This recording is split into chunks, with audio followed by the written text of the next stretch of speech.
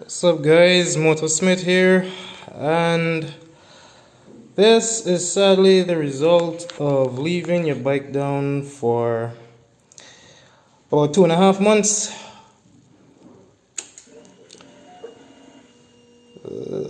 I don't know what's going on, but take a listen.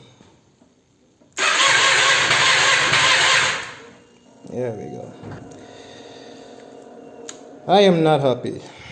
If anybody in the comments can tell me what this might be, I'll be so appreciative. Basically what it is the bike is having a very healthy electric startup. The starter motor is kicking on very good, but for some reason the engine just won't turn over. That was actually a bad the electric starter is doing very well, but I guess because of how much times I tried starting the bike for the morning and the fact that the battery isn't getting to be recharged, that's the reason why it cut out like it did just then. But for the most part, the bike does have a very good electric start. It's just that the engine won't turn over. It's backfiring as well whenever I try to bump start it.